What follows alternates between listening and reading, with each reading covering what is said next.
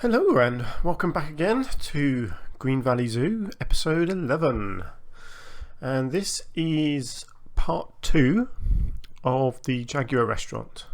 So in this episode it's all about the upstairs of the restaurant. You'll probably see straight away there, you can see I've done some work on the stairway, but I will show you that in the real time. That was because I put some of the big stone blocks on the back of the building, as you can see there, and then of course when I went inside I realised they were so big they actually stuck into the stairway on the inside of the building. So I had to do something, which was good because it made me use my creativity, and so I ended up putting in some wooden shelving with some sort of art and information displays on them, and I think they turned out alright actually. I was pretty chuffed with that. Here you can see I'm just putting in the toilets upstairs, just hiding them behind a fake door, in the hopes that maybe people will actually come upstairs in the restaurant to use the toilets. I don't know, at some point I will actually let people into the zoo and see what they do. I don't hold out a lot of hope, but yeah, we'll see. Here, I wanted the buildings to look relatively realistic. So obviously these glass panels look great, but they're not very strong. They certainly wouldn't hold up a roof on their own. So I wanted some extra supports here, and I thought I'd go with these decorated wooden pillars. I thought they looked really nice. And then I do also add in some stone pillars as well, because realistically a building like this would have quite a hefty roof and it's going to weigh a lot, so it needs some good support. So yeah, some stone pillars do go in a minute, but for now just adding these pillars in.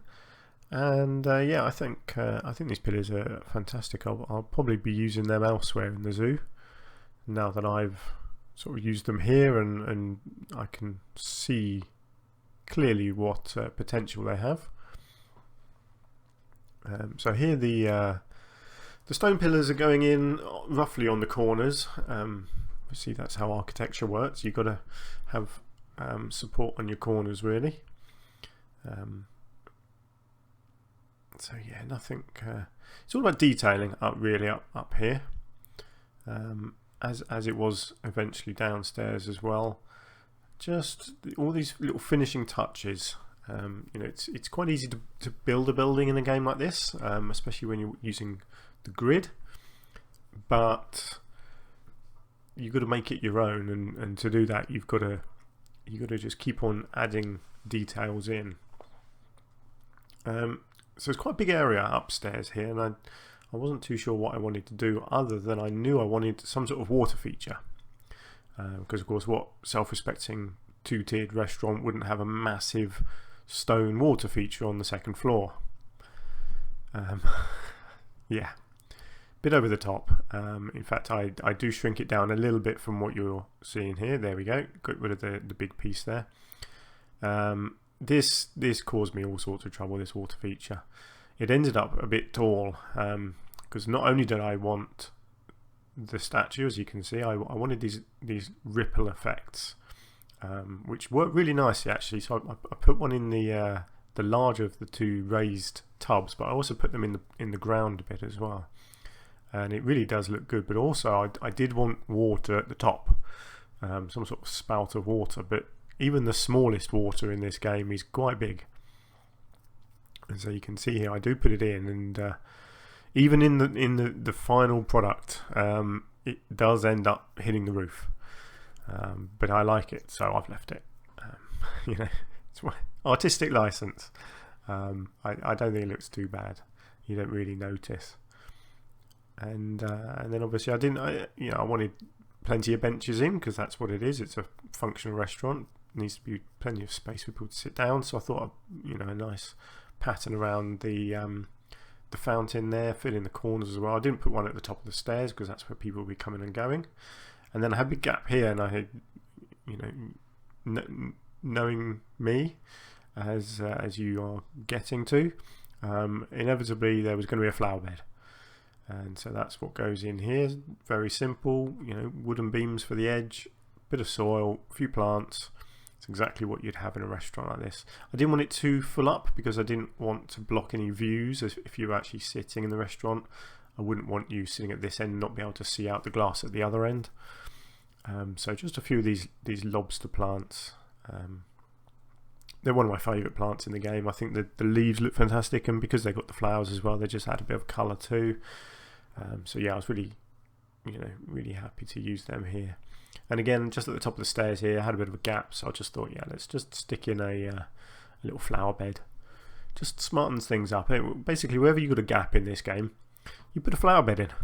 I mean, what I do anyway, that's certainly my philosophy. I couldn't put anything too big in, unfortunately, because it was so close to the glass, so everything big that I put in ended up sticking through the glass. So I had to stay with my my favourites, ferns and the lobster plants. And these little palms as well. So yeah, that turned out absolutely fine. Here I noticed that the pillars were just a bit off centre, so I just needed to straighten them up a bit. And then yeah, it was time for the roof. So you didn't see me build the roof downstairs, so you'll get to see what I did here. So there's two of these wooden panels. You've got a thick one and a thin one. And so basically all I did was use alternate thick and thin. And then you just raise the lower one, raise the thicker ones down a level, and then when you go underneath, it gives you that lovely two-tiered effect, sort of the checkerboard effect. And obviously that was when I discovered that my fountain was way too big.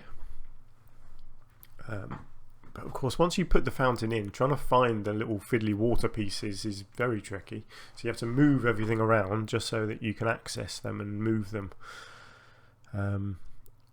Of course, I ended up putting it so low that it went through the floor and you could see it downstairs, because I thought, oh yeah, look at that, that's perfect. And then I went downstairs a little bit later on and discovered that you could see it through the floor. So here's the lighting. So I wanted to use the same techniques I had downstairs, where you snap them into position. But it for some reason, when I did it up, it's probably really obvious, but for some reason when I did them upstairs, they were snapping to the top instead of the bottom. I'm not sure why, because I did it exactly the same downstairs. They just, upstairs, they wouldn't snap underneath. They would only snap to the top. So I did this. So I put them on the top, and I thought, well, that's fine. I can just flip them all and they'll be downstairs. But that didn't work, because obviously, so yeah. Obviously, these are upside down. The globes, it doesn't matter because they shine in any direction. These ones here, I tried to flip them and that didn't work because they're all out of shape. So in the end, I have to do it row by row, and flip them all sort of individually. So yeah, a bit of a lengthy process, but it was worth it in the end. I mean, I think you'll agree it creates a lovely lighting effect inside. Obviously, I made them a slight yellow glow, because I thought I'm not too keen on the basic white light colour. So there we go. So that's the roof. Really happy with how that came out. Here you saw me putting in the flower borders earlier. Just finishing them off here, just filling them in. A couple of trees. Can't remember if these are the ones that actually stay there in the end. I'll be honest. I can't remember. But you know, it adds to a building if it's got trees upstairs. I think it shows that that they put a bit of effort in. Oh yes, here we go. So yes, I did change them. I thought the trees were a bit too big, and I wanted to have some greenery, but not too over the top. And then here, I was going with the idea of having ferns around here, but then I discovered that they were sticking through the glass. And I thought, well, okay, let's just go for some perennial plants. So I went for these 4-meter strips, and basically I just alternate them all the way around. I do go back later on, actually blend them together a bit better, because I thought they were all a little bit too formulaic and a bit too rigid.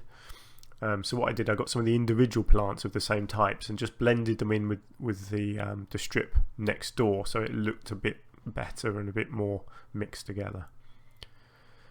But I think it looks nice. There's a really nice mix of flowers there. Not too sure how realistic it is, because it wouldn't be easy for people to get up there and look after them and water them. But I think maybe the zoo have got like one of those cherry picker lorries, so maybe one of their gardeners goes up on that and looks after them occasionally. And I'm assuming I'm building this in England, they're going to get plenty of rain all year round, so that's not going to be a problem. But sometimes you just have to go with what you think looks good, and think less about the practicalities of it, and just what you think looks good for what you're building. So that's what I did. Here, just starting on the balcony, getting the fencing in. Really like this fencing. It's I think it's part of the Arctic pack, this one, but it's really suitable for anywhere, to be honest. It's a lovely wood colour, so I'm going to use it all over the place. Bit fiddly going around corners, as fencing always is. It's always the worst part of any building, is when you've got to do fencing around a corner. It's just a long process, and it's never perfect. You just have to get it as good as you can. And if you manage to get lucky and have it the right length when you get to the end, then you've done well. But what I always end up doing, as I do here, is just put a big post at the end. If in doubt, stick a big slab of rock down, and you can't go wrong, really, because it then makes it look like you've done it on purpose and you're not just trying to cover something up. So that's what I do here. And I didn't want to stick it out too far, because of the obviously if people do walk up there, they're going to walk straight through it. So I wanted it fairly close into the pathway. You can see just adding some lights outside as well, and then I think I'm probably doing the roof now. Oh no, I needed to edge this. Of course I did. Yes. So yeah, working on this. Obviously the top needs some roofing just as much as the bottom. Basically in this game, certainly what I do, everything has an edge. I very rarely use an edge that already exists. You've got to sort of do your own edging, and it's that I think makes your buildings really pop and stand out. So that's what I did here, and I went with the stone. Again, it adds strength, I think, to the structure. It makes it look a lot more solid, because you've got wooden posts, but you've got stone pillars, and you've got a stone surround at the top, and it makes you think it looks like it could support itself, and it could support the roof that I'm about to build. Now the roof I didn't know what to do with. I'll be honest, I was making this up as I went along, but because of the shape of the building, usually you would think, because it's a fairly square building, you'd want some sort of angled roof. But actually I just didn't think it looked right. And so I came up with this idea of just a simple flat roof, a bit of a pyramid of flat roofing is what I thought. Just that simple bit there, just raise it up and then raise it up again. And I think it looks really nice. I'm really, really happy with that. It's a very simple idea, something I hadn't done before, but I think it does what it needs to. So you can see again here, just working on the edge, just those finishing touches, little things. Just don't want any gaps.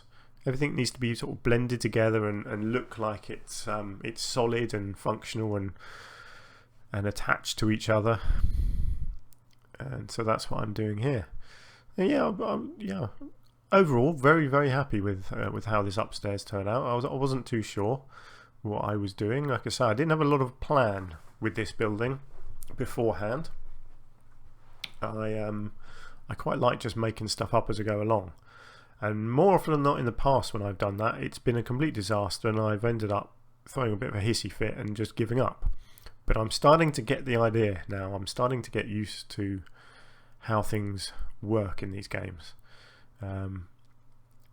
So you just got to persevere, basically. You just keep trying new things, and the more you do it, the more you get things right first time, because you learn as you go.